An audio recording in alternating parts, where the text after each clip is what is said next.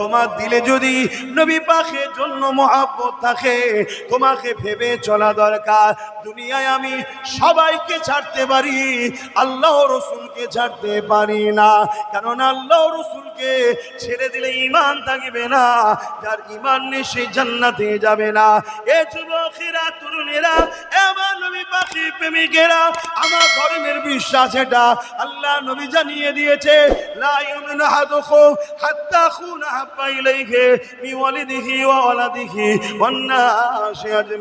ততক্ষণ পর্যন্ত তোমরা ইমানদার হতে পারবে না। আমার আম্মা জানেরা মন দিয়ে শোনে, আমার বোনেরা মন দিয়ে শোনে। তামাম দুনিয়া জুড়ে কি হচ্ছে একটু তাকিয়ে তাকিয়ে দেখে, পরিবর্তন হন, মন দিয়ে শোনে। আল্লাহ নবী জানিয়ে দিলে ততক্ষণ পর্যন্ত তোমরা ইমানদার হতে পারবে না, যতক্ষণ পর্যন্ত তোমরা তোমাদের ধন দৌলত, জমি জায়গা, ঘর বাড়ি, বাপ মা, স্বামী স্ত্রী, ছেলে পুলে, এমনকি নিজে জানের দেখো আল্লাহ নবীকে বেশি না ভালোবাসবে, ততক্ষণ পর্যন্ত তোমরা ইমানদার হতে পারবে না। এ যুবকেরা, যাকে মোহাব্বত করব তার উপরে কেউ আঘাত দিলে তাকে কি কখনো মেনে নিতে পারবো? আমার বন্ধু তো সে হবে যে আমার রাসূলুল্লাহর সঙ্গে বিরোধী করবে না। আমার দুশমন তো সে হবে যে আমার দ্বীনের বিরোধী করবে। হ্যাঁ, হিন্দুরা আমাদের ভাই বোন, আদিবাসীরাও আমাদের ভাই বোন, দলিতরাও আমাদের ভাই বোন। সে আমার ইসলাম মানবে কি মানবে না, ও বিষয়টা আমার জানার দরকার নেই, স্রষ্টার কাছে জবাব দেবে। আমি কি করছি, কি মানবো কি মানবো না, তাদেরও জানার দরকার নেই, স্রষ্টার কাছে জবাব দেবে। কিন্তু আমরা সবাই মানুষ, মহান স্রষ্টার আমাদেরকে তৈরি করেছে, বাপ আদম মা হাওয়ার সন্তান আমরা সবাই ভাই বোন মিলেমিশে থাকবো। কিন্তু কেউ যদি আমার দ্বীনের ওপরে আঘাত দেয় তাকে কখনো মেনে নিতে পারবো না। ঠিক তো নাকি? হ্যাঁ, কে মানে না আমার দেখার দরকার নাই, কিন্তু সে যেন আমার দ্বীনের বিরোধী না করে। আমরাও তো অন্য ধর্মের রীতি মানি না, ঠিক না বেটি? কিন্তু আমরা মানুষ হিসেবে একে অপরে মিলেমিশে আছি। আমরা কি কারো উপরে আঘাত দিই? দেওয়া উচিত হবে না। আল্লাহ নবী বললেন, মান আহাব্বা লিল্লাহ ওয়া আবগাদা লিল্লাহ ওয়া আতা লিল্লাহ ওয়া মানআ লিল্লাহ ফাকাদ ইসতাকমালাল ঈমান। মন দিয়ে শোনেন, দুদিনের দুনিয়া, আজ আছেন কাল নাই। চলে গেলেই আমাদের ধর্মীয় রীতিনীতি অনুযায়ী কবর দেবে, আর ওই কবর হয় জান্নাতের টুকরো হবে, না হয় জাহান্নামের গর্ত হবে। তাহলে ভালোবাসবেন মান আহাব্বা লিল্লাহ কার জন্যে? জোরে বলো। কাউকে যদি ভালোবাসি কার জন্যে, তাহলে হিন্দু দলিত আদিবাসীদের ভালোবাসবো কেন? বলুন। হ্যাঁ, ভালোবাসবো। কেন ভালোবাসবো? আল্লাহর সৃষ্টি, তাই স্রষ্টা তো একজনের বাবা, দুজন তো নয়। তাহলে আল্লাহর সৃষ্টিকে ভালোবাসতে হবে, ঠিক তো নাকি? ওয়া আবগাদা লিল্লাহ, দুশমনি করব কার জন্য? জোরে বলুন, আল্লাহর জন্য। হ্যাঁ, তাহলে ভালোবাসবো আল্লাহর জন্য, দুশমনিও করব আল্লাহর জন্য। ওয়া আতা লিল্লাহ ওয়া মানআ লিল্লাহ, কারো সঙ্গে যদি আত্মীয়তা করতে হয় সেটা কার জন্য করব? আর কারো যদি বিরোধী সম্পর্ক বিচ্ছেদ করতে হয় কার জন্য করব? আল্লাহর জন্য। কথা মাথায় থাকবে। তাহলে কেউ যদি মসজিদ, মাদ্রাসা, কবরস্থান, ঈদগাহ, খানকার দুশমন হয়, তার সঙ্গে ভালোবাসা রাখা যাবে? কেন রাখা যাবে না? কেন? সে আল্লাহর দ্বীনের দুশমন, ঠিক তো নাকি? আর কেউ যদি মসজিদ, মাদ্রাসা, কবরস্থান, ঈদগাহ, খানকাকে ভালোবাসে, তাকেও আমরা ভালোবাসবো। কেন? আল্লাহর জন্য। কথা বুঝাতে পারছি? কেননা অনেক কষ্ট করেছে আল্লাহ নবী, অনেক কষ্ট করে দ্বীন ইসলামকে কায়েম করেছে। মনে রাখবেন, আমার নবী পাক যখন দুনিয়ায় আগমন করেছিলেন, এই দুনিয়ায় অশান্তির দাবানল জ্বলছিল, জুলুম অত্যাচার চেয়ে গিয়েছিল। আল্লাহ নবী মক্কার মানুষকে বুঝাতে লেগেছে, মক্কার মানুষ শুনতে চাইছে না। এই যুবকেরা, তরুণেরা, আল্লাহ নবী তাই ওখান থেকে তায়েফের জমিনে চলে গেলেন। মন দিয়ে শোনেন, তায়েফের জমিনে চলে গেলেন। তায়েফের মানুষের কাছে আল্লাহ নবী নায়ের বাণী, সত্য বাণী, ইনসাফের বাণী, কোরআনের বাণী শোনাবে বলে আল্লাহ নবী যেতে লেগেলেন। এ যুবকেরা, তরুণেরা, ওই সময় তায়েফের মানুষেরা আল্লাহ নবীকে পাথর নিক্ষেপ করতে লেগেছে। নবী পাকের শরীর মুবারকে পাথর লাগে, আর এই পাথর লাগার পরে শরীর থেকে রক্ত বেরোতে লেগেছে। ফিসকিরি দিয়ে রক্ত বেরিয়ে বেরিয়ে এত রক্ত শরীর দিয়ে বেরিয়েছে, জুতা মুবারক খানা রক্তই ভিজে গেছে। আল্লাহ নবী তায়েফের জমিনে অজ্ঞান চৈতন্য হয়ে পড়ে গেলে। এ যুবকেরা, এ নবী পাকের প্রেমিকেরা, কি জন্য নবী মার খেলেন? কোরআনের বাণী প্রচার করতে গিয়ে তৎকালীন যারা জালিম শাসক ছিল, যারা আমার রাসূলুল্লাহর উপরে জুলুম করেছে, কেন রে ভাই মারলি? কোরআন তো ইনসাফের কথা বলে, কোরআন তো ন্যায়ের কথা বলে, কোরআন তো মানব বন্ধনের কথা বলে, কোরআনই তো শিখিয়েছে তুমি যদি একটা আল্লাহর সৃষ্টিকে বাঁচাও, পুরো মানুষ জাতিকে বাঁচাবার পুণ্য পাবে। এটা তো কোরআনই বলেছে। কেউ যদি একটা মানুষকে বিপদ থেকে উদ্ধার করে, পুরো মানুষ জাতিকে বিপদ থেকে উদ্ধার করলো। কোরআনই তো বলেছে তুমি যদি একটা নির্দোষ মানুষের উপরে জুলুম করো, পুরো মানুষ জাতির উপরে তুমি জুলুম করলে। কোরআনই তো শিখিয়েছে তুমি নামাজের মধ্যে রয়েছো, এমন সময়তে দেখা যায় কোন একজন প্রতিবেশী তোমার বিপদে পড়েছে, চিৎকার দিয়ে আওয়াজ দিচ্ছে, বাঁচাও বাঁচাও বাঁচাও, আর তুমি মনে করছো আরে যে বাড়ি থেকে আওয়াজ আসছে ওটা তো হিন্দুদের বাড়ি, ওটা তো খ্রিস্টানদের বাড়ি, ওটা তো আদিবাসীর বাড়ি। কোরআন বলছে না, ওটা কার বাড়ি নয়, তোমার রব, তোমার স্রষ্টা সৃষ্টির বাড়ি। ও ধর্ম দেখতে যেও না, বিপদে পড়েছে তুমি ওর পাশে দাঁড়াও, ওকে সাহায্য করো, আমি আল্লাহ কিয়ামতের দিন তোমাকে সাহায্য করব। জোরে বলুন সুবহানাল্লাহ, আর চিৎকার দিয়ে বলুন সুবহানাল্লাহ। আজকে সেই কোরআনের বিরোধী করা ষড়যন্ত্র সেদিন আবু জেহেল করেছে, উতবা করেছে, সাইবা করেছে, তারপরে বুশ করেছে, যুগে যুগে কোরআনের বিরোধী করছে না করে? আমার ভারতবর্ষে হতভাগা আকবর ছিল মুগলে আজম, কোরআনের বিরুদ্ধে দ্বীনে ইলাহি বলে একটা কিতাব লিখেছিল কোরআনকে রুকার জন্যে।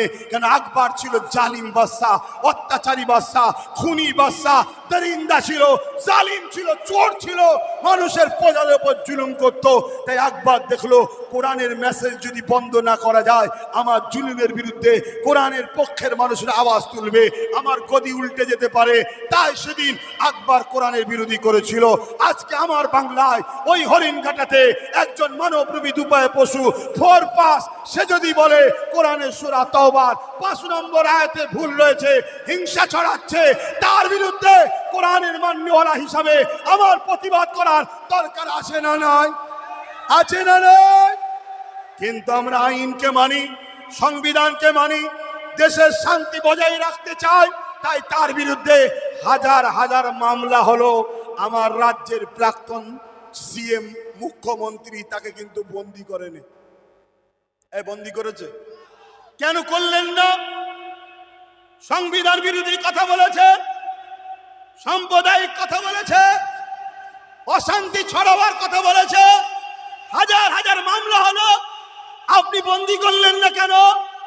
আপনাকে মুসলমানরা কত ভালোবেসে সাথ দিয়েছে, 15টা বছর আপনাকে গদিতে বসিয়ে রেখেছে, কেন ধরলেন না? কেন তাকে বন্দী করলেন না? এদের ভাই বোনের সম্পর্ক বন্দী করবে না, বন্দী করবে না। শুনছো? উপরন্ত নিরীহ নিরীহ হাজার হাজার গরিব মুসলিম, এসসি, এসটি, ওবিসিদের ঘরে মিথ্যা মামলা দিয়ে আজও জেলের মধ্যে ভরে রেখেছে না রাখেনি? আওয়াজ দিয়ে বলুন। তাহলে কেন্দ্রে যেমন শাসক, তার লোকেরা জুলুম করছে, এও জুলুম করছে না করেনি? তা জুলুমের বিরুদ্ধে মুসা নবী লড়েছে, অত্যাচারী শাসক নমরুদের বিরুদ্ধে ইব্রাহিম নবী লড়েছে। আমার রাসূলুল্লাহ রোম, পারস্য, কিসরা, কাইসার, আবু জেহেল, উতবা, সাইবার মতো অত্যাচারীদের বিরুদ্ধে আমার রাসূল লড়ে সমাজে মানবতা ফিরিয়ে দিয়েছে, ইনসাফ ফিরিয়ে দিয়েছে, ইনসানিয়ত ফিরিয়ে দিয়েছে। সেই নবীর ঘরের সন্তান ও নবীর গোলাম আমরা। আমাদেরও আজকের দিনে কেউ যদি জুলুম অত্যাচার করে, মানুষের উপরে পেরেশান করে, মানুষের উপরে মিথ্যা মামলা দেয়, মানুষকে জুলুম করে, অত্যাচার করে, তার বিরুদ্ধে আমাদের লড়াই করার দরকার আছে না নাই? জোরে বলুন, হাত তুলে সাক্ষী দেন, লড়াইয়ের দরকার আছে না নয়? তা সেই লড়াইয়ের কথা আব্বাস সিদ্দিকী ডাক দিলে কিছু নামধারী মুসলিম সুরাতে মুনাফিকদের বুকে ব্যথা হচ্ছে, হচ্ছে না হয়নি? হ্যাঁ, তাদের নিয়ে আমাদের ভাবার দরকার নেই। সেদিনও মুনাফিক রাসূলুল্লাহর বিরুদ্ধে ছিল না? ছিল না? সেদিনও হতভাগা আকবর যখন দ্বীনে ইলাহি লিখেছিল, একদল ইমাম, একদল আলেম, একদল মুফতি আকবরের অর্থ খেয়ে মুজাদ্দিদ আল-পেসানির বিরোধী করেছে না করেনি? আজকের দিনেও একদল আলেম, একদল মুফতি, মৌলানা, বক্তা আজকে জালিম হুকুমতদের অর্থ খেয়ে আর নবীর গোলাম, নবীর পক্ষে, দ্বীনের পক্ষে আমি আব্বাস সিদ্দিকী যখন লড়াই করছি, আমার বিরুদ্ধে এই অর্থলোভী মোল্লা বক্তারা বিরোধী করবে, এটা আশ্চর্যের কিছু নয়। আমার ভাষা বুঝছেন? তাহলে যুগে যুগে ন্যায়ের পক্ষে, অন্যায়ের পক্ষে আছে না নাই? আপনারা ন্যায়ের পক্ষে না অন্যায়ের পক্ষে? জোরে বলুন, কারা কারা ন্যায়ের পক্ষে হাত তুলে দেখান। জলদি করে হাত তুলে, লম্বা করে হাত তুলুন। ন্যায়ের পক্ষে হাত নামান। তাহলে আজকে কেউ কোরআনের বিরোধী করবে, তার পক্ষে থাকতে পারবেন? জোরে বলুন। তাহলে আমি জানতে চাইছি, কোরআন কি শেষ হয়ে যাবে? কোরআনের হিফাজতের দায়িত্ব কে নিয়েছে? জোরে বলুন। যারা কোরআন মিটাতে গেছে তারা মিটেছে না মেটেনি? আরে জর্জ ডব্লিউ বুশ কোরআন মিটাতে চেয়েছিল, তার কন্যা কোরআনের হাফেজা হয়ে গেছে। জোরে বলুন সুবহানাল্লাহ। ইংল্যান্ডের পত্রিকা একজন মিডিয়া সাংবাদিক পত্রিকা প্রকাশ করত, 22 বছর কোরআনের বিরোধী করেছে, তারপরে আজকে সে কোরআনের প্রেমিক হয়ে কোরআনের পক্ষে সে দাঁড়িয়ে আছে। জোরে বলুন সুবহানাল্লাহ। অতএব কোরআন জালিকাল কিতাব লা রাইবা ফি, এটা কোনো মানুষের কথা নয়, মহান স্রষ্টার কথা। মোট 104টি আসমানি কিতাব এসেছে, তাওরাত, জবুর, ইনজিল এবং কোরআন। এই 4টে বড়, 100টা হলো চটি কিতাব। তাই কখনো বেদ, বাইবেল, কোন কিতাবের এবং আরো যত ধর্মের কিতাব আছে কারো বিরুদ্ধে আমরা বলতে ইজাজত দিইনি। কেন দিইনি? যে সম্বন্ধে জানি না সে সম্বন্ধে মন্তব্য করা উচিত নয়। আমাদের জন্য স্রষ্টা পাঠিয়েছে কোরআন, হুদাল লিন্নাস, মনুষ্য জাতির জন্য। সেই কোরআনকে যে বলবে শেষ হয়ে যাবে, তার ধ্বংস, তার কামনা সে শেষ হয়ে যাক, আমরা চাইবো। ঠিক না বেঠিক? হাত তুলে বলুন ঠিক না বেঠিক? আপনারা কি শুনেন নে? যেমন এ বলেছিল কোরআনের সূরা তাওবাতে হিংসা ছড়াচ্ছে, তাকে ধরলো না। আবার কিছুদিন পরে শুনলাম আমার রাজ্যে যিনি প্রাক্তন মুখ্যমন্ত্রী ছিলেন তিনি বলছেন আমার উন্নয়ন, কোরআন শেষ হয়ে যাবে, আমার উন্নয়ন শেষ হবে না। বলুন, যারা এই রকম কোরআন বিরোধী করে তাদেরকে ইমানদার সাপোর্ট করে ইমান হালে থাকতে পারবে? আওয়াজ দিয়ে বলুন। কেন? মান আহাব্বা লিল্লাহ ওয়া আবগাদা লিল্লাহ ওয়া আতা লিল্লাহ ওয়া মানআ লিল্লাহ ফাকাদ ইসতাকমালাল ঈমান। ভালোবাসবেন আল্লাহর জন্যে, দুশ্মনী করবেন আল্লাহর জন্যে। কোনো হিন্দু হলে তাকে ভালোবাসতে আমার অসুবিধে নাই, কেন? সে আমার স্রষ্টারই সৃষ্টি। কোনো আদিবাসী হলে তাকে ভালোবাসতে, আমার কথা বুঝবেন, আপত্তি নাই, কেন? সে আমার স্রষ্টার সৃষ্টি। কিন্তু কেউ স্রষ্টার সৃষ্টি হয়ে স্রষ্টার বাণীকে যদি বলে শেষ হয়ে যাবে, তাকে যদি ভালোবাসি, কার জন্য ভালোবাসলাম? স্রষ্টার তো দুশ্মনী করছে, শুনছেন তো নাকি? তাহলে আমরা কি তাকে সাপোর্ট করতে পারবো? এই কথা বলে দিলে কিছু মানবরূপী পশুদের সমস্যা হচ্ছে। শুনছেন? বিশেষ করে এক শয়তান ঘুরছে, ওর তো বিরাট সমস্যা হচ্ছে, শুধু পেশাদ দিচ্ছে, শুধু পেশাদ দিচ্ছে। কত শয়তান এসেছে মরে জাহান্নামের কুকুরে ঢুকে গেছে সব। অতএব ঘাবড়াবার কিছু নেই, মনে রেখে দিও জিন্দেগি একটাই। আমাদের বাপ ইব্রাহিম আলাইহিস সালাম নমরুদের অত্যাচার, জুলুম, মিথ্যার বিরুদ্ধে যখন লড়েছিলেন, আমাদের বাপ ইব্রাহিম আলাইহিস সালামকে নমরুদ আগুন তৈরি করে ফেলে দিতে চেয়েছিল। ওই আগুনে যখন ফেলে দিচ্ছিল, জিবরাইল আলাইহিস সালাম এসে বলেছিলেন, ভাই ইব্রাহিম কিছু উপকার করব, সাহায্য করব। আব্বা ইব্রাহিম সাল্লাম বলেছিলেন, আল্লাহর খুশির জন্য আমি নমরুদের বিরোধী করেছি, আল্লাহর জন্য নমরুদের বিরোধী করেছি। আজ নমরুদ আমাকে আগুনে ফেলছে, আমার হিফাজতের জন্য আমার আল্লাহ যথেষ্ট। জোরে বলুন সুবহানাল্লাহ। যদি আল্লাহ ইব্রাহিমকে আগুনে পুড়িয়ে খুশি হয়, এই জিবরাইল শোনো, আমি ইব্রাহিম একবার নয় হাজারটা যদি জান পায়, আল্লাহকে প্রমাণ করে দেবো, আল্লাহকে জানিয়ে দেবো, আল্লাহকে তা ভালোবাসার পরীক্ষা দেবো যে আমি হাজারবার আগুনে পুড়ে প্রমাণ করব, আল্লাহ আমার জান আগে নয়, আমি আপনাকে আগে ভালোবাসি। জোরে বলুন সুবহানাল্লাহ। আমরা সেই ইব্রাহিমেরই আওলাদ তো নাকি? ইব্রাহিম নবীর আওলাদ তো। হাত তুলে বলুন, আজকে যারা কোরআন শেষ হয়ে যাবে বলবে, তাদেরকে আমরা জবাব দেবো না, দেবো না? হাত লম্বা করে ধরুন। ভয় খাচ্ছেন? ভয় এমনি তো মরে গেছে, বেঁচে আছেন কোথা আপনারা? আপনারা যদি বেঁচে থাকতেন এত বড় বড় কথা বলতে পারে? হাত তুলে বলুন, যারা কোরআনকে শেষ হয়ে যায় তাদের সাথ দেবো, সাথ দেবো, সাথ দেবো।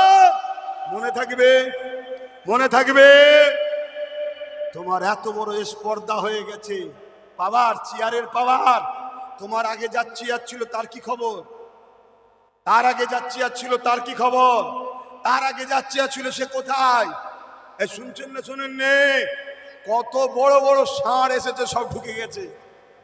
ফেরাউন কোথায়? নমরুদ কোথায়? সাদ্দাত কোথায়? আবু জেল কোথায়? কোথায় চিঙ্গিস খান? কোথায় হালাকু খান? হালাকু খান এত মুসলমানকে মেরেছে, নদীর পানি লাল হয়ে গেছে, হালাকু খান মিটে গেছে, আজও আমরা জিন্দা আছি। জোরে বলুন সুবহানাল্লাহ। চিঙ্গিস খান আমাদেরকে এত মেরেছে, মাথার এই কল্লাকে কেটে খুলি দিয়ে বড় বড় রাজপ্রাসাদ তৈরি করেছে। চিঙ্গিস খান মিটে গেছে, তার অস্তিত্ব নেই, তার আওলাদের কোনো পরিচয় নেই। কিন্তু ইব্রাহিমের বেটা সারা পৃথিবীতে 200-250 কোটি রয়েছে। জোরে বলুন সুবহানাল্লাহ, আরো জোরে বলুন সুবহানাল্লাহ। তাহলে আজকে অনেকে বলবে সব ঠিক আছে, এখন বলার কি দরকার? আরে এখনই তো পরীক্ষার সময়। আমার ভাই, আমার বাপ, আমার মা, আমার কওমের ছেলে কোরআনের দুশ্মনকে ভোট দিয়ে জাহান্নামে যাবে, আর আমি চুপ করে বসে থাকবো? তাহলে সাবধান করা দরকার আছে না? এই সাবধান করার পরে যদি কেউ মনে করে ও একা কেন জাহান্নামের কুকুর হবে, আমিও হব, তা সে হতে পারে। কিন্তু আমার ডিউটি আছে না নাই? আমার বুঝাবার দরকার আছে না না? খুব সাবধান হও, পরিবর্তন হও। আল্লাহ আমাদেরকে বুঝার তৌফিক দিক। বলুন আল্লাহুম্মা আমিন। আপনার ঘরকে যদি আমি ভেঙে দিই, আপনি আমার সাথ দেবেন? আপনার যে দোকান আমি ভেঙে দিই, আপনি আমার সাথ দেবেন? তাহলে যারা আমার আল্লাহ রসুল, আল্লাহর ঘর, নবীর ঘর মিটাতে চাইছে, ওয়াকাফ, তাদেরকে আপনারা শক্তিশালী করবেন? এই জোরে বলেন। আল্লাহ নবীর হাদিস, আল্লাহ নবী বলেছে, কোন মুসলমান যদি জালিমকে শক্তিশালী করার জন্য তাকে সাথ দেয়, ওই মুসলমান ইসলাম থেকে বেরিয়ে যাবে। শুনছ যুবকরা? প্যান্ট শার্ট পরা দাড়ি চাচা কাফের নয়, গুনাহগার। নামাজ নেই, কাফের নয়, গুনাহগার। এখনো বাঁচার রাস্তা আছে। কিন্তু জালিমকে যদি শক্তিশালী করার জন্য সাথ দাও, বুঝতে পারছো না? তাহলে ইসলাম থেকে বেরিয়ে যাবে। কে বলছে? আমার আব্বা, আমার রাসূলুল্লাহ বলছে, মিশকাত শরীফের হাদিস। এটা আমার জাতিকে শোনানো দরকার আছে না নাই? এ জাতি, তুই 500,000-এর জন্য চিন্তা করছিস, আর তোর কোটি কোটি টাকার মসজিদ, মাদ্রাসা, কবরস্থান, ঈদগাহ, খানকা, ওয়াকফের জায়গাকে নির্মূল করে দিবার ষড়যন্ত্র চলছে। কেন্দ্র সরকার কালা কানুন তৈরি করেছে, রাজ্য সরকার সেই ওয়াকফকে কেন্দ্র সরকারের হাতে তুলে দিবে বলে বিলকে সাপোর্ট করেছে না করেনি? জোরে বলেন। তাহলে আমার মসজিদের দুশ্মন আপনি, আমার কবরস্থান, আমার ঈদগাহ, আমার মাদ্রাসার দুশ্মন আপনি।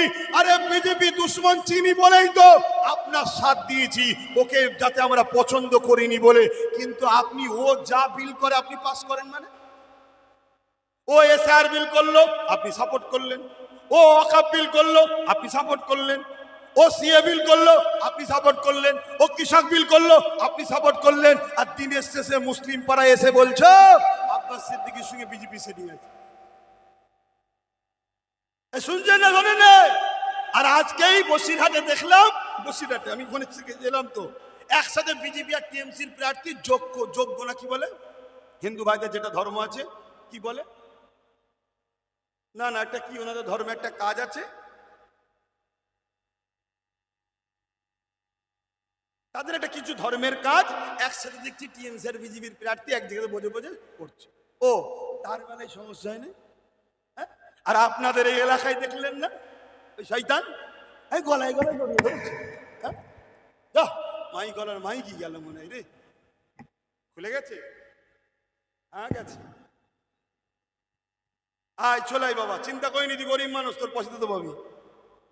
এই দেখেছেন না, দেখেন নেই? আর শুধু যত দোষ ঘুরিয়ে ফিরিয়ে মুসলিম এলাকায় গিয়ে শুধু বলবে আব্বাস সিদ্দিকীর সঙ্গে যোগ আছে বিজেপি। তা আমার সঙ্গে যখন যোগ আছে বলছিস, আমি জবাব দেবো না দেবো না? আসুন, তার আগে একবার সালামটা দিলি, আর এই নাটটা ঠিক করলি কি, একটু নাটটা টাইট কর দিকে একটু, ইয়া নবী সালাম।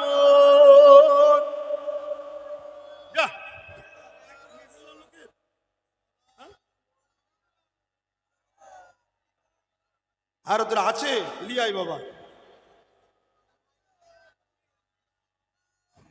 থাক আসো না বাবা, সামনে দিকে আয় না বাবা, হাওয়াটা আড়াল করিনি বাবা, আইনি কুড়ি ছেড়ে দেবো, সালাম দেবো 2-5 মিনিট লোবো, ছেড়ে দেবো, চলে আসি। সারা রাত বললে হবে, আমার তো আরো কাজ আছে রে বাবা। তাহলে আল বাদরু আলাইনা মিন শানিয়াতিল ওয়াদাই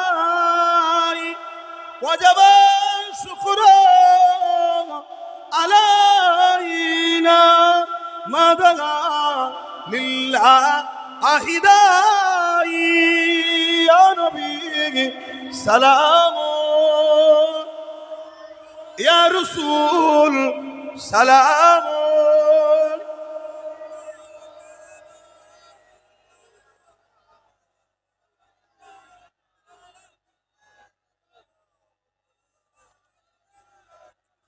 পড়িল আল্লাহ আরো বাণী, পোহালো দুঃখে রজনী, হইল জগৎ অনুরানী, আমিনার নয়নের মনি, ইয়া নবী সালাম।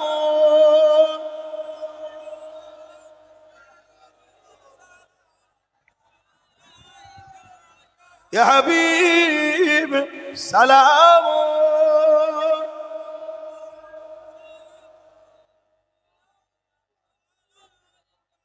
আমার ভাইরা, সবাইকে 1 কোটি টাকা দেবো, কিন্তু মসজিদ মাদ্রাসা বিক্রি করে দেবো, নেবেন?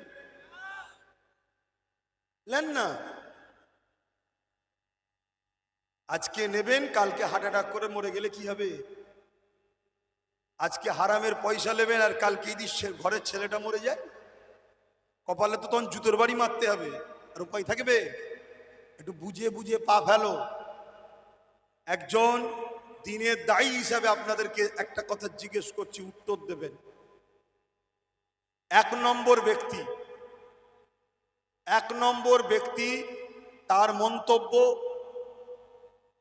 মসজিদ মাদ্রাসা কবরস্থান ঈদগাহ ওয়াকফের জন্য দিল্লি গিয়ে আন্দোলন করো, বাংলায় আন্দোলন করলে সব থেকে বড় দুশ্মন আমি হব। 2 নম্বর ব্যক্তি, সে ওয়াকফকে বাঁচাবার জন্যে বাংলায় আন্দোলন করেছে, সুপ্রিম কোর্টে কেস করেছে, এবং আন্দোলন করতে গিয়ে তার সাথীরা এবং সে নিজে জেলও খেটেছে। এই দুই ব্যক্তির মধ্যে একজন ইমানদার হিসাবে ইমানদারদের জিজ্ঞেস করছি, আমার সাপোর্ট করা দরকার কাকে, এক নম্বর ব্যক্তিটাকে না দু নম্বরটাকে? যারা দু নম্বর বলছেন দুটো আঙুল তুলে দেখাবেন, আর যারা এক নম্বর বলবেন একটা তুলবেন। দু নম্বর ব্যক্তিকে সাপোর্ট করা দরকার তো, হাত লম্বা করে তোলেন। আরে ঘাবড়ে কিছু লাভ নাই, দু নম্বর ব্যক্তি তো। আবার শুনেছি নাকি এই চিহ্নটা মানে জিত, শুনেছি। তো যাই হোক, হাত নামান। ওই দু নম্বর ব্যক্তিটাকে যদি আপনারা সাপোর্ট করতে পারেন, আমি একজন ইসলাম প্রচারক, ইসলাম ঘরের ছেলে হিসাবে তাকে সাপোর্ট করা দরকার আছে না নাই? আরে আত্মীয়তা আগে নয়, ইমান আগে। সেই দু নম্বর ব্যক্তিটার নাম হচ্ছে পীরজাদা নওশাদ সিদ্দিকী। আজকে এই বাংলার বুকে যখন অকাবলিয়ে রাজ্য সরকার মমতা ব্যানার্জি হল এক নম্বর ব্যক্তি, সে বলেছিল দিল্লি গিয়ে আন্দোলন করো, বলেছে না বলে না? কেন? এ বাংলা কি কারো ব্যক্তিগত সম্পদ নাকি? আমার মসজিদ, আমার মাদ্রাসা, আমার কবরস্থান, আমার ঈদগাহ, আমার খানকা আজকে কেন্দ্র সরকার দখল করে নিতে চাইছে। আমি তার বিরুদ্ধে আন্দোলন করব, তার বিরুদ্ধে কথা বলবো। আমি বলবো মোদি হাটাও দেশ বাঁচাও, বিজেপি হাটাও দেশ বাঁচাও, বিজেপির বিরুদ্ধে কথা বলবো। তা আপনি কেন বললেন যে দিল্লি চলে যাও? ও দাদার বিরুদ্ধে কথা বললে বোনের রাগ হবে স্বাভাবিক। এবং ওই নওশাদ সিদ্দিকী ও তার সাথীদের ঘরে ধরে জেলে ভরেছিল না ভরেনি? আজকে নওশাদ সিদ্দিকী সুপ্রিম কোর্টে গিয়ে কেস করেছে ওয়াকফকে বাঁচাবার জন্য। আজকে তার সাথে যদি আরো অনেকে থাকতো তাহলে আরো লড়াই বাড়তো না কমতো? আজকে তার সাথ দেওয়া দরকার আছে না না? আমি তার সাথ দিচ্ছি, আপনাদের আপত্তি আছে? আপনারা বলবেন নাকি যে হুজুর কেন সাথ দেবেন? হুজুরের ভোট তালিতে খুব মজা লাগে, আর হুজুরের ভালো মন্দ পছন্দ করার অধিকার নেই? বলেন আমার অধিকার আছে না নাই? তাহলে আমি আমার ভাই নওশাদকে সাপোর্ট করছি, আপনাদের আপত্তি আছে? আপনারা আমার সাথে আছেন, আমার কথা মানেন, আমাকে ভালোবাসেন, সত্যি করে বলবেন জোর করছি নাকি? জোর করছি। তাহলে আমি আমার ভাইকে সাথ দেবো, আপনারা আমার ভাইয়ের সাথ দেবেন না? কারা কারা আমার ভাইয়ের সাথ দেবেন? আল্লাহকে দেখিয়ে হাত তুলুন। আল্লাহকে দেখিয়ে হাত তুলছেন। ধোকা দেবেন না তো? ধোকা দেবেন না তো? হাত নামান। মনে রাখবেন, ভাঙরকে সারা পৃথিবীর লোক চিনে গেছে, সারা পৃথিবীর লোক ভাঙরকে চেনে, সবাই দোয়া করছে। যেখানেই যায় আমিও ভাঙরের জন্য দোয়া করি। কথা বুঝে আসছে? কেন? বুঝতে হবে ব্যাপারটা। তো ভাইরা আমার, আপনাদের ঘরের আম্মা বোনেরা কি আমাদের পক্ষে না বিরুদ্ধে? আলহামদুলিল্লাহ, আলহামদুলিল্লাহ। যাক, এইটুকু কথা বললাম। এবার একটু দোয়া করব। দোয়া চাওয়ার আগে শুধু 5টা মিনিট সময় নেব। আব্বাস সিদ্দিকীর হসপিটালটা কোথায় একটু খুঁজবো। হসপিটালটা কোথায়? আব্বাস সিদ্দিকী হসপিটাল করে দেবে বলেছিল, হসপিটাল তো করেনি। আব্বাস সিদ্দিকী তো সামনে, বলবেন না? ও নরমকে বলতে খুব ভালো লাগে। কিছুদিন আগে এসেছিলেন আমার রাজ্যের প্রাক্তন সিএম, প্রাইম মিনিস্টার, প্রধান কি বলে, মুখ্যমন্ত্রী। কিছুদিন আগে এসেছিলেন না সামনে? হ্যাঁ, আপনাদের এলাকায়। তিনাকে জিজ্ঞেস করেছিলেন 2014 আপনি বলেছিলেন ননমুনির হসপিটালটাকে সুপার স্পেশাল করব। এখন 14 থেকে হয়ে গেল 26, গেল কোথায়? আপনি তো বলেছিলেন হিমঘর করব, তো হিমঘর গেল কোথায়? এই যে ড্রেন, কলকাতার বাবুরা পিসাব পায়খানা করে ভাঙরের ওপর দিয়ে যায়, এটা ভাঙরের মানুষ বুক কেটে দিয়েছে, ঠিক না বেটি? কেন এটাকে পুরো কি বলে আন্ডারগ্রাউন্ড করে তার ভেতর দিয়ে ড্রেনেজ করা যায় না? এখানে হাজার হাজার কোটি কোটি মশা তৈরি হয়, ব্যাকটেরিয়া, ম্যালেরিয়া, হাজার হাজার ভাঙরের মানুষ মরছে। কার বেলায় টেনশন নেই, কার বেলায় চিন্তা নেই। 10,000 মাদ্রাসা করে দেবে বলেছিল, গেল কোথায়? ফুরফুরাই তো গিয়ে বাসে গিয়ে কি বলে বড়গেছিয়াই আমাদের বাড়িতে কিছুটা দূরে 12 কিলোমিটার গিয়ে প্রচার করছে, কি বলছে? ফুরফুরাই রেল চালু করে দিয়েছে। আমাদের সিএম, প্রাক্তন সিএম বলেছে, শুনছেন তো? তারপরে কি ডবল ডবল চাকরি, ডবল ডবল শিক্ষা। ডবল ডবল শিক্ষা তো আমার মাথায় এখনো ঢোকেনি। চাকরিটা বুঝি না, এক পরিবারে দুটো ছেলে, হয়েছে তো নাকি? এক কথা বলো, 2011 বলেছিল সাচার কমিটির রিপোর্টকে বাস্তবায়ন করব, করেছে। মাদ্রাসা আলিয়া ইউনিভার্সিটি তৈরি করেছে। বলেছিল জিতার 6 মাস পরেই বাংলায় শিল্প আসবে। আজকে 15 বছরের মধ্যে একটাও শিল্প তৈরি করেছে। আব্বাস সিদ্দিকীকে বলতে খুব ভালো লাগে না? আব্বাস সিদ্দিকীকে ঘাটাও না, আমাকে ঘাটালে আরো ক্যাসেট খুলে দেবো। কে বলেছিল আনন্দবাজার পত্রিকায় বিজেপিকে ফন্ডে এনে লড়বো? জোরে বলুন। তাহলে বাংলায় 2011 আগে বিজেপি ছিল না, তাহলে বিজেপিকে আনলো কে? আর তাই সে আবার বলছে বিজেপিকে রুখবো। ধরো তোমাদের পাড়ায় কোনোদিন চোর পড়ে না, কেউ এই পাড়ার হয়তো পাহারা দিত, 11-র পরে তাকে সরিয়ে দিয়ে অন্যজনকে আনলা, শুধু চোর ঢুকছে, তার মানে কি পাহারাদারের সঙ্গে চোরের সেটিং আছে না? না, তবেই তো ঢুকছে। তা 2011 আগে বাংলায় তো কোনোদিন বিজেপি আসে না, আজকে এসছে কি ব্যাপার? তাহলে নিশ্চয়ই সেটিং আছে। তুমি আসো, এসে ভয় দেখাও, তবে তো মুসলমানগুলো আমার কোলে থাকবে। এরা চাকরির কথা বলবে না, বাড়ির কথা বলবে না, পড়ার কথা বলবে না, কিচ্ছু বলবে না। আমি শুধু বলবো ওই হুম্বুরির মা এসছে, ধরে নেবে। হুম্বুরির মা বোঝেন তো নাকি? ছোটবেলায় বাচ্চাদের ঘরে মায়েরা ভয় দেখায়, দুপুরবেলা ঘুমোতে চাই না, এই বাড়ি যাবে নি, হুম্বুরির মা আছে, ধরে নেবে। আর নিজেদেরই একজন কম্বল মুড়ি দিয়ে হোক বা চাদর মুড়ি দিয়ে বাচ্চাকে সে ভয় দেখাবে, হো হো করে ভয় দেখাবে, বাচ্চা ভয়েতে মায়ের কোলে উঠে যাবে। তা বিজেপিকে এই হুম্বুরির মা সেজিয়েছে মমতা ব্যানার্জি আমাদেরকে ভয় খাওয়াবার জন্যে। কিন্তু এখন ছেলেরা বড় হয়ে গেছে, হুম্বুরির মা কি ধরে ফেলবো? কি পারবে না? হ্যাঁ, আমরা পারি। কে বলেছে পারি না? যে ডর গায়ে তো মর গায়ে, যে ভয় খেয়েছে সে শেষ। আর এই ভয়টা খাওয়ানো হচ্ছে। অতএব মনে রেখে দিও, কোনো দিনের জন্য যদি গুজরাটিতে ঘরে রাস্তা না দেখানো হতেই বাংলায় আসতে পারতো না। তো যাক, আমি এতটুকু বলবো। তাহলে হসপিটালটা কোথায়, কি ব্যাপার, এটা বলে এক্ষুনি দোয়া করে দেবো। সকলে গায়ে গায়ে বসুন। দরুদ শরীফ আল্লাহুম্মা, যা নিচে যে দাঁড়া, বসেন। ওয়ালা আলে। এবারে কি হবে বল দেখিন বাপ, এটা আমি ভেঙে ফেললাম। এটা কত দাম ভাই? এরম বলিস নি, গুনাহ হবে গো। তুই খেটে খুটে খাস, গরিব মানুষ। হ্যাঁ, এই শুনছেন, বলবো না, ছেড়ে দেবো। আমি শুধু হসপিটালের কথা বলে দোয়া করে দেবো। শুনছেন? অ্যাকচুয়ালি ব্যাপারটা শোনেন। 2021-এ